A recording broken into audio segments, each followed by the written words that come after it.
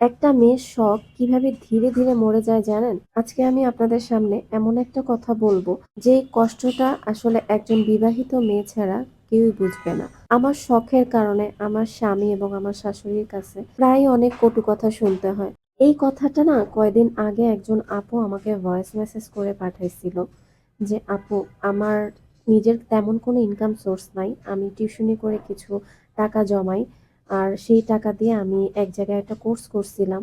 যেহেতু আমার অনেক শখ এই জিনিসটা শেখার, এই জন্য আমি অল্প কিছু টাকা সেখান থেকে নিছি, কিছু টাকা হাজবেন্ডের কাছ থেকে অনেক রিকোয়েস্ট করে নিয়ে তারপর ওই ক্লাসটাতে আমি জয়েন করছিলাম। তো ওই ক্লাসে জয়েন হয়ে আসলে আমি কিছুই শিখতে পারি নাই। তো আমি বাসায় আসলে কোনো কাজই দেখাইতে পারি নাই দেখে আমার হাজবেন্ড আর আমার শাশুড়ি আমারে অনেক কথা শোনায় প্রায় সময়। আর কোথাও যদি এখন নতুন কিছু শিখতেও চাই, তাও আমাকে আর সাপোর্ট করে না। আপনার ফুলের ক্লাস দেখে আমার অনেক ভালো লাগছে, আমার শেখার অনেক ইচ্ছা হয়েছে।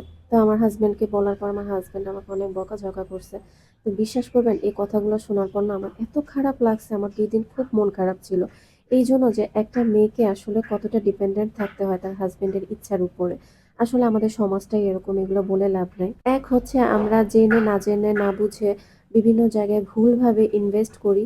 2 হচ্ছে এরকম স্বামীর কাছে, শাশুড়ির কাছে প্রতিনিয়ত কথা শুনতে হয়। সো এই কষ্টগুলা না আসলে একটা বিবাহিত মেয়ে ছাড়া কেউই বুঝবে না ঠিকমতো।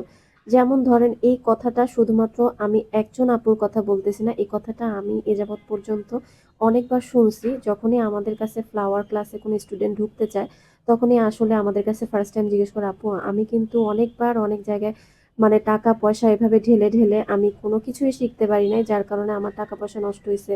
স্বামী শাশুড়ি এদের কথা শুনতে শুনতে আমি এখন বিরক্ত, কোথাও ইনভেস্ট করতেও ভয় পাই, নতুন কিছু শিখতেও এখন আর সাহস পাই না। আপনার এই ক্লাসে ঢুকলেও কি আমার এই অবস্থাই হবে? আমি কি আদৌ কিছু শিখতে পারবো? আসলে আমি ভয় পাচ্ছি। তো ওই আপু আমারে সেম কোশ্চেনই করছে। আমি আসলে তাকে কি উত্তর দিয়ে তার মানে মনের কষ্ট দূর করব, এটাই আমি বুঝতেছিলাম না। প্রাইভেসির কারণে আপুর সাথে কনভারসেশনের স্ক্রিনশটটা আমি দিলাম না। আসলে শুরুতে সবাই খুব এক্সাইটেড থাকে, নতুন কিছু শিখবো, নতুন কিছু জানবো, নিজের মতো করে একটা বিজনেস করব। তারপর যখন হয় না, একটার পর একটা খারাপ এক্সপেরিয়েন্স গ্যাদার হয়, তখন আসলে ইচ্ছাটা এভাবেই ধীরে ধীরে মরে যায় একটা মেয়ের। অনেক জায়গায় দেখবেন বিবাহিত মেয়েদের জীবনগুলো অনেক বেশি দুর্বিষহ হয় এই সেম কারণগুলোতে। যে আমার ইচ্ছা আছে, হয়তোবা আমি ফেইল করতেছি বারবার, বাট মানুষ তো আসলে ফেইল করে করেই শেখে। তো সেই সময়টা, সেই সাপোর্টটা হয়তোবা সে তার পরিবার থেকে আর পায় না।